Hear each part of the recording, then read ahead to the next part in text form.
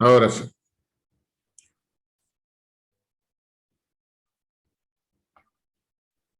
Castro que está llegando tarde. Bueno, decíamos, ¿no? El sistema respiratorio es dentro de todos los sistemas que estuvimos viendo son importantes, ¿no es cierto? Pero a diferencia del sistema respiratorio como el cardíaco, son sistemas autónomos, no los podemos controlar hasta cierto punto, ¿no es cierto? ¿A qué me refiero a esto? O sea que nosotros en un momento de descanso, cuando estamos durmiendo, el sistema respiratorio sigue funcionando. O sea, tiene autorregulación o digamos autoestimulación. No es lo mismo que a lo mejor el sistema urinario que uno siente la necesidad de miccionar y bueno, lo podés controlar hasta llegar a un lugar, ¿no es cierto? Lo podés manejar. El sistema respiratorio no, lo mismo que el sistema circulatorio, ¿no es cierto? Si bien hay gente que puede hacer un control de la respiración, como la gente que hace buceo, ¿no es cierto? Digamos, no buceo, no me acuerdo cómo se llama ahora la técnica que, que digamos, nadan en profundidad y conteniendo el aire durante bastante tiempo, ¿no? Pero digamos que es un sistema autónomo que se regula por sí solo y se abastece por sí solo, ¿no? Como el sistema circulatorio. Y bueno, el sistema respiratorio, esto anda relento internet, ¿ustedes me están escuchando bien hasta ahí? Sí, profe. Muy bien. Sí, profe. Perfecto. Entonces, algunos de los órganos vitales que tiene, obviamente necesitamos tener los pulmones, ¿no es cierto? Y que los pulmones van a ser dos grandes bolsas contenedoras de aire y algo que los tiene que conectar del exterior hacia los pulmones, que va a ser la tráquea. La respiración, digamos, es un intercambio digamos, que va a suceder dentro de los pulmones, que es el aire que nosotros introducimos, vamos a tomar el oxígeno en el momento de la inspiración y en el momento de la exhalación lo que vamos a eliminar son dióxido de carbono. Todo este intercambio va a suceder en los pulmones, exactamente en los alvéolos. De a poquito vamos a ir llegando allá. Entonces el sistema respiratorio, como dijimos, es introducir, o mejor dicho, la respiración es introducir aire dentro de los pulmones. Se va a hacer en el intercambio gaseoso, donde se va a retener el oxígeno, y en el momento de la exhalación, lo que vamos a hacer es eliminar dióxido de carbono. El aire se inhala por la nariz, donde la nariz cumple también una función de calentamiento y de humedecer ese aire que tomamos. Luego pasa a la faringe y sigue por la laringe para penetrar dentro de la tráquea. La tráquea, como dijimos, es es el órgano que va a dividirse hacia cada pulmón, ¿no es cierto?, en los bronquios. La tráquea más o menos va a estar desde la quinta cervical, de entre la sexta o séptima cervical hasta la quinta torácica. Más o menos todo ese trayecto es lo que va a ocupar la tráquea. La tráquea es un conducto fibroso, ¿no es cierto?, compacto, pero a la vez flexible. O sea que si bien tiene una contextura muscular, también está formado por unos anillos fibrosos, pero que tienen, digamos, flexibilidad. Esos anillos fibrosos también tienen flexibilidad. La respiración cumple con dos fases sucesivas: efectuar gracias a la asección muscular del diafragma y los músculos intercostales. Estos músculos son los que actúan en el momento de la respiración, donde su contracción o relajación hace que nuestros pulmones ingrese o salga el aire, ¿no es cierto? O sea que los pulmones en realidad no tienen un movimiento propio, sino que son los músculos, ¿no es cierto?, intercostales más el diafragma, lo que hace que el pulmón insufle aire y exhale aire, ¿correcto?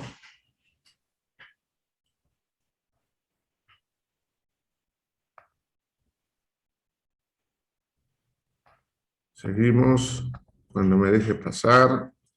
Bueno, acá tenemos un pequeño esquema donde vemos las fosas nasales, por donde va a ingresar el aire. Por lo general, uno tiene que respirar por la nariz, porque como dijimos, la nariz es un lugar donde va a hacer que el aire tome una humedad y una temperatura y que no llegue frío a nuestros pulmones.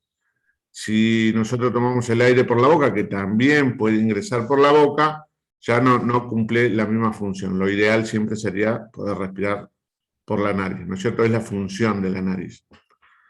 La nariz, el conducto nasal y el orificio, digamos, nasal y el orificio oral de la boca, los dos se van a unir en lo que vamos a conocer como faringe, ¿no es cierto? Entonces, podemos decir que el conducto nasal va a ser orofaringe, perdón, el conducto oral va a ser orofaringe y laringofaringe, la zona de nasal. Se junta en la faringe, va a continuar y va a tener comunicación con la laringe.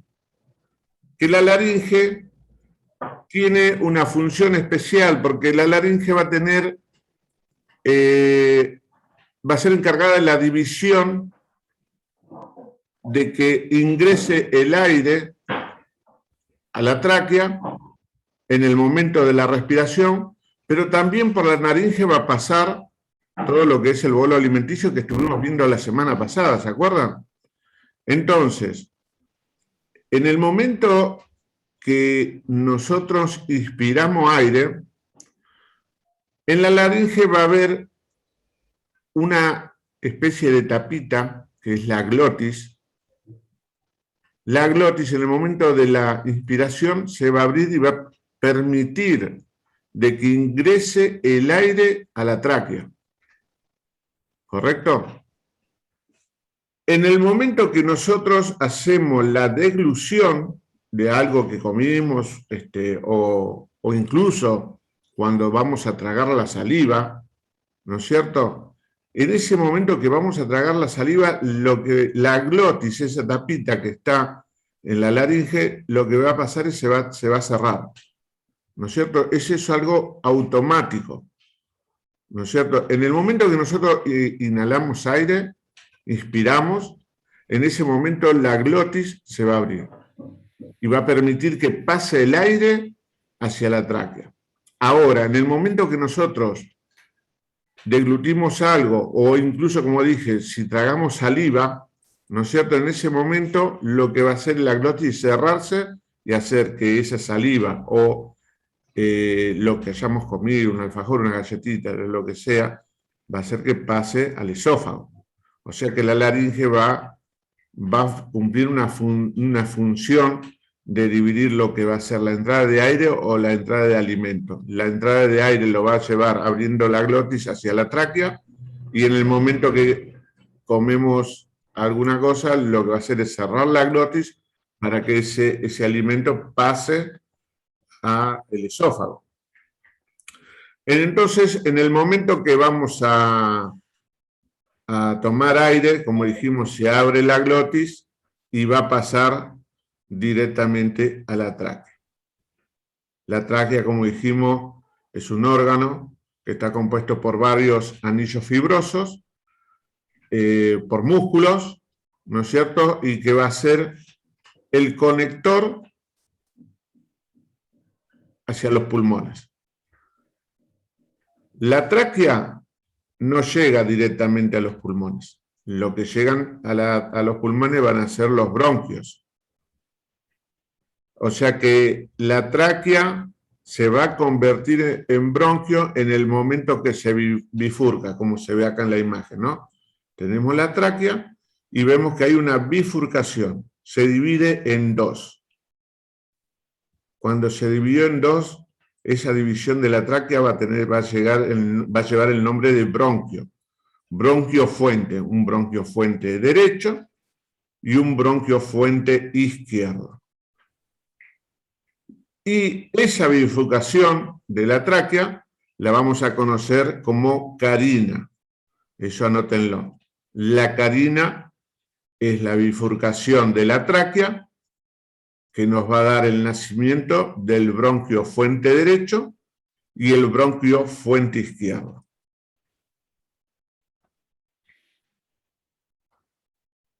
Seguimos un poquito más. Bueno, como dije, el ingreso del aire puede ingresar por boca, que no es lo ideal es que ingrese por nariz, porque la nariz, como dije, tiene una función de humedecer y calentar el aire que inspiramos, ¿no es cierto? Pero también podemos decir que por boca puede ingresar el aire, ¿no es cierto?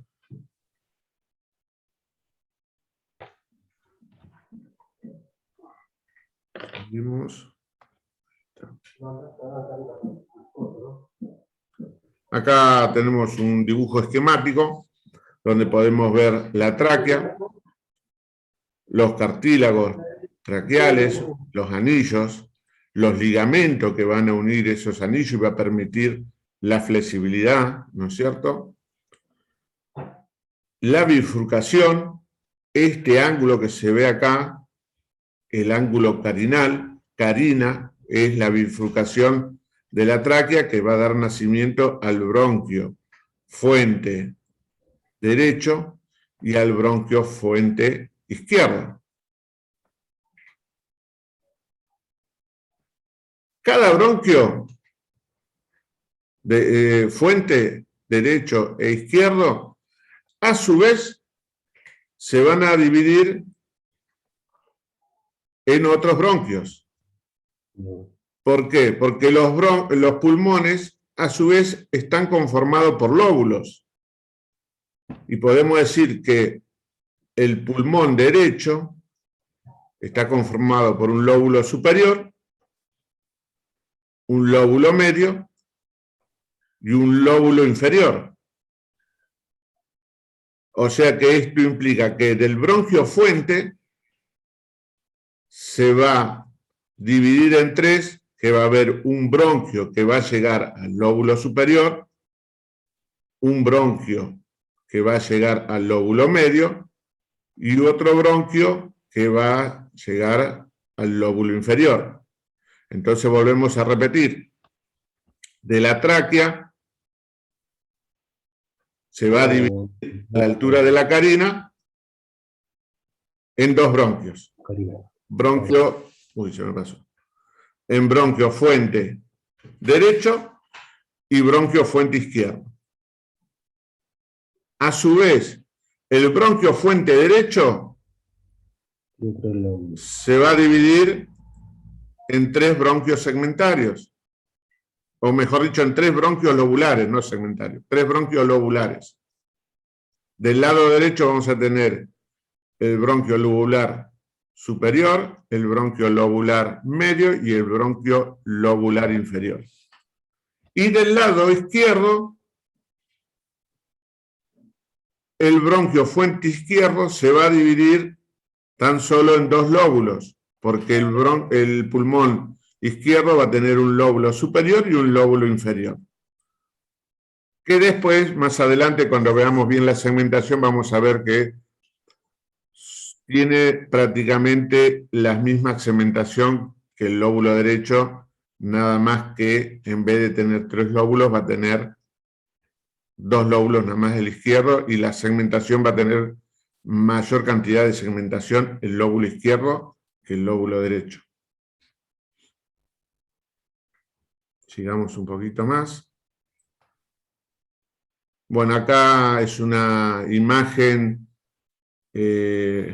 por fibroscopía, donde se observa la bifurcación, ¿no es cierto? Esto es la tráquea y la división traqueal, ¿no es cierto?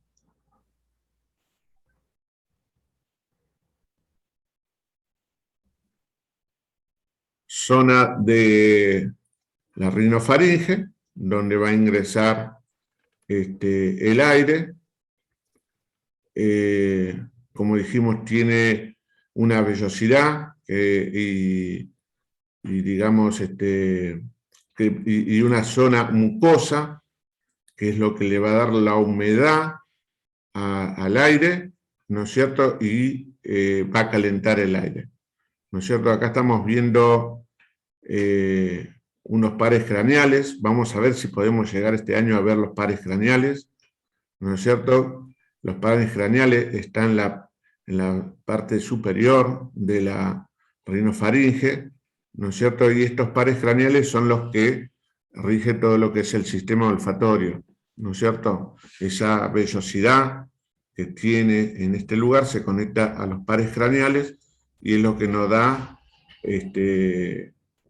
digamos, es lo que nos conecta con el sistema olfatorio con nuestro cerebro y pasa a ser un parte de los pares craneales.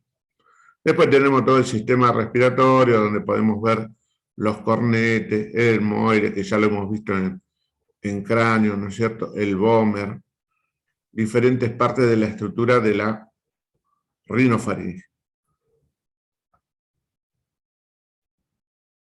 La nariz es la cavidad nasal que comienza a partir de las ventanas de la nariz. Está situada por encima de la boca y debajo de la caja craneal. Contiene los órganos del sentido del olfato, eso estamos hablando recién de los pares craneales, y está tapizado por un epitelio secretor de moco. Al circular por la misma, el aire se purifica, se humedece y se calienta. Acá tenemos la zona de la faringe, que, como dijimos, se va a dividir en dos, en lo que es la rinofaringe y la orofaringe. Perdón, Profe, se lo había tenemos cortado antes. ¿Se cortó? Sí, ¿Hasta dónde escucharon? y hay que volver a la de atrás. Volvemos a la de atrás. Acá. Buenas tardes, chicos, fue lo último. ¿Cómo? ¿Qué fue lo último? Los epitelios. El epitelio secretor de moco. Ah, bueno. Bueno, volvemos a repetir. Entonces, la nariz es la cavidad nasal que comienza a partir de las ventanas de la nariz, que está situada por encima de la boca y debajo de la caja craneal. Contiene los órganos del sentido olfatorio, que hace un rato lo había mencionado, que es uno de los pares craneales. Ese órgano del sentido olfatorio lo que hace es conectar digamos, y de alguna manera como de descodificar la parte olfatoria y llevarlo, esa información hacia el cerebro, donde nosotros podemos distinguir los diferentes olores, ¿no es cierto? Como les había dicho cuando estuvimos hablando algo del cráneo, que les dije que el cerebro o los pares craneales lo que hace es descodificar, ¿no es cierto? Y poder distinguir diferentes olores, ¿no es cierto? Como cuando estuvimos hablando, se acuerda de oído, ¿no es cierto? Los sonidos, todos los oídos, o sea, mientras estén funcionando bien, tienen la capacidad de transmitir ese sonido y llegar a nuestro cerebro. Después, el cerebro lo que hace es descodificar mediante digamos, la educación, digamos, y poder descodificarlo y comprender un montón de cosas. Como yo dije, si nosotros no sabemos hablar inglés y alguien no habla en inglés, vamos a poder escuchar, pero no lo vamos a comprender. Para comprenderlo necesitamos nosotros que nuestro cerebro aprendan ese idioma. El par craneal, el olfatorio, va a ser exactamente lo mismo. Vamos a poder sentir, ¿no es cierto?, los diferentes olores, pero nuestro cerebro lo va a comprender a medida que se va educando. Si nosotros sentimos un olor de algo que sea desconocido, lo vamos a sentir, pero no lo vamos a descodificar hasta que no aprendamos a qué pertenece ese olor. ¿No es cierto? Bueno, y como dije, dentro de la nariz se contiene el órgano del sentido del olfato, que es uno de los pares craneales. Y está tapizado por un epitelio secretor de moco.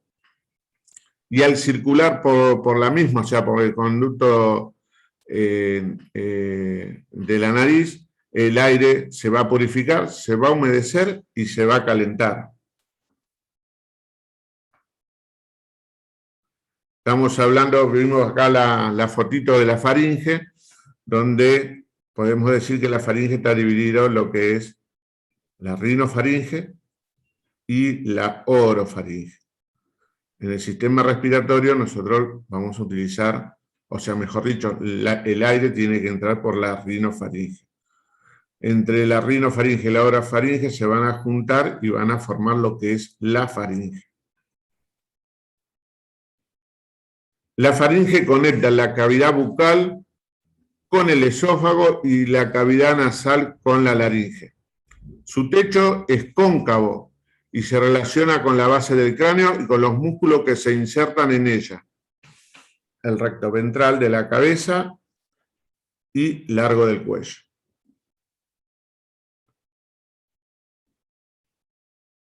Acá tenemos otro esquema de la nasofaringe o rinofaringe y orofaringe.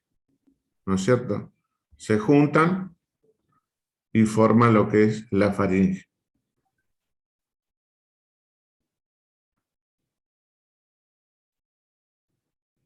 Porción nasal, nasofaringe, porción oral, orofaringe, porción laringea o laringofaringe. Son las diferentes porciones de la laringe. Bueno, acá un esquema más completo, digamos, de la formación de la laringe, donde está formado hacia afuera, ¿no es cierto?, el conducto es interno, que va a estar lleno de una serosa, mucosa, como dije, va a mantener con humedad y temperatura el aire, pero por afuera podemos decir que tenemos el cartílago tiroide, la glándula tiroide, y al final del cartílago y la glándula vamos a continuar con la tráquea. ¿Se acuerdan que la tráquea dije que estaba formada por unos anillos fibrosos, ¿no es cierto?, y una zona ligamentaria. Esto permite que tenga una flexibilidad y que sea, digamos, también rígido. No es un órgano tan maleable como es el esófago, ¿no es cierto? La tráquea es un órgano rígido que incluso si uno presiona y lo toca, siente que es algo rígido, ¿no es cierto?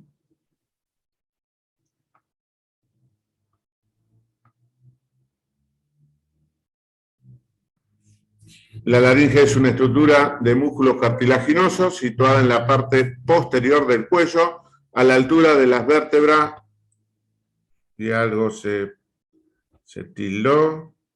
¿Están viendo la pantalla ustedes? Sí. Donde dice es una estructura de músculo, esa parte. A ver. Gracias, profe. Gracias, profe Daniel. ¿Se nos fue Daniel? Sí, se nos fue. Bueno, esperen que salí porque se bloqueó algo acá. Ya mi computadora está igual que yo, llegando con lo último. Vamos de nuevo. Ahora sí. ¿Están viendo la imagen? Todavía no. Dice No. que está Todavía compartiendo, no, pero todavía no. Bueno. Ya se va a cargar. Ahora sí, ya está. Ya cargó. Ahora sí.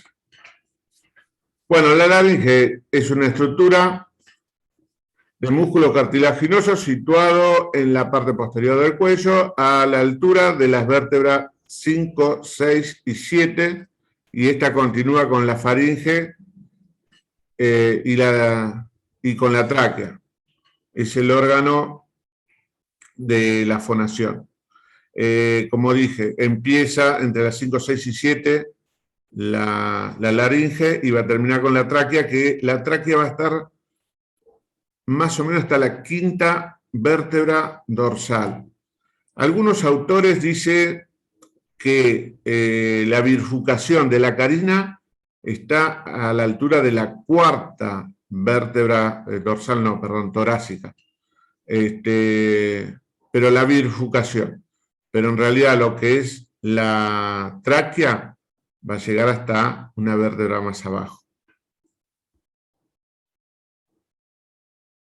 Cuando estudien tomografía, la carina es un punto de reparo muy importante para hacer diferentes estudios. Por ejemplo, cuando uno quiere hacer un estudio de una angio abdominal y torácica, lo que se busca para poder hacer esas imágenes es justo la altura de la carina, porque debajo de la carina pasa lo que se llama el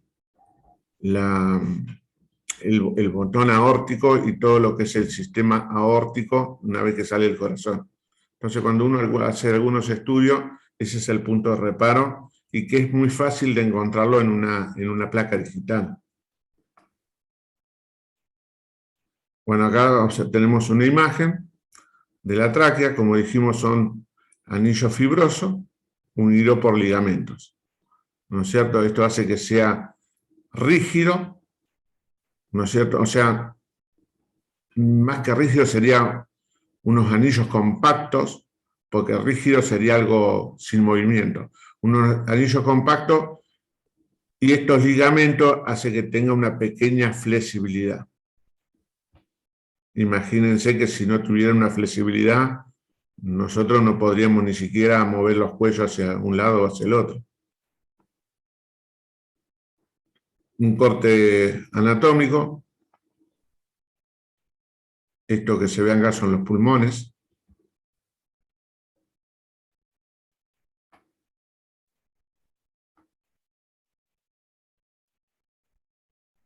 La tráquea es una estructura impar y media encargada de la comunicación entre la laringe y los bronquios. Desde el nivel de la cesta cervical hasta la quinta vértebra torácica,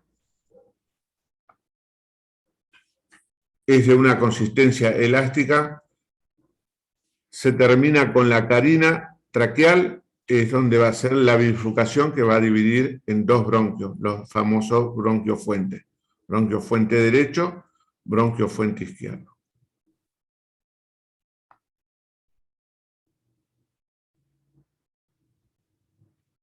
Este esquemita me gusta más. Entonces, tráquea, pasaje de aire. Este angulito, ángulo carinal. El ángulo carinal va a hacer que se divida la tráquea en dos bronquios. Bronquio fuente derecho, bronquio fuente izquierdo. Cada uno de los bronquios va a ir hacia cada uno de los pulmones. Va a ir hacia el pulmón derecho y pulmón izquierdo. Como dijimos, el pulmón no es una bolsa contenedora de aire sola, sino que el pulmón derecho va a estar dividido en tres lóbulos, ¿no es cierto? Entonces, el bronquio fuente derecho, que es este, va a tener un bronquio lobular superior, un bronquio intermediario, y este bronquio intermediario se va a dividir en un bronquio lobular medio y un bronquio lobular inferior.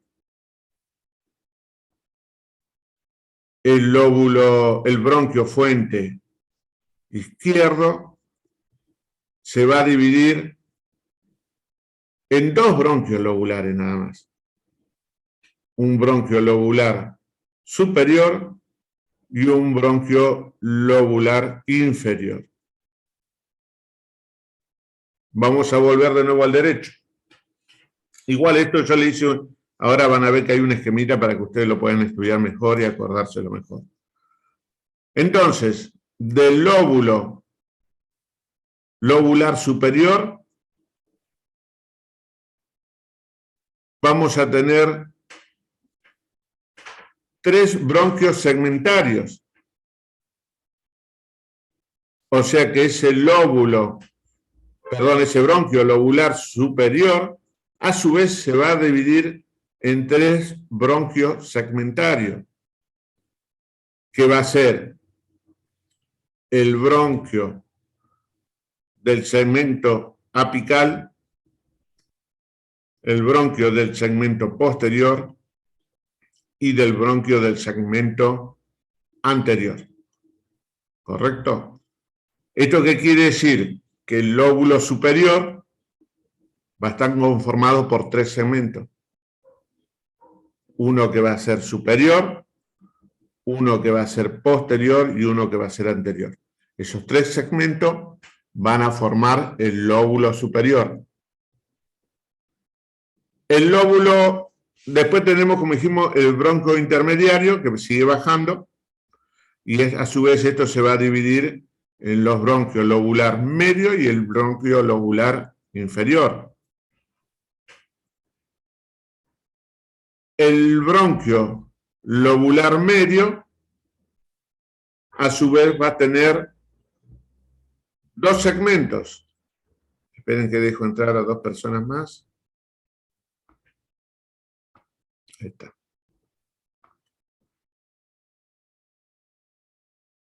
Que va a ser el lateral y el medial.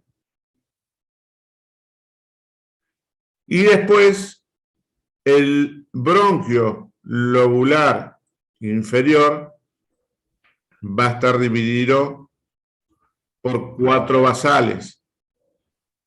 Espere que dejen entrar 2 personas más. Ahí está. Y con el con el bronquio fuente izquierdo, que acuérdense que se dividían en 2 bronquios lobulares, superior e inferior, porque el lóbulo izquierdo solamente tiene 2 lóbulos, el pulmón izquierdo solamente tiene 2 lóbulos.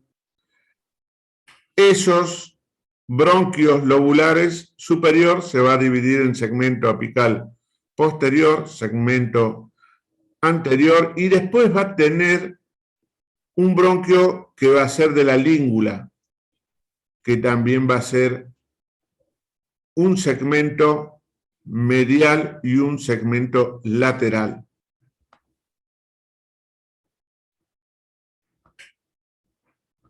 Arriola, no sé, siempre Arriola entra como 3 o 4 veces. Ahí está, alguna de ellas va a entrar. Y el segmento inferior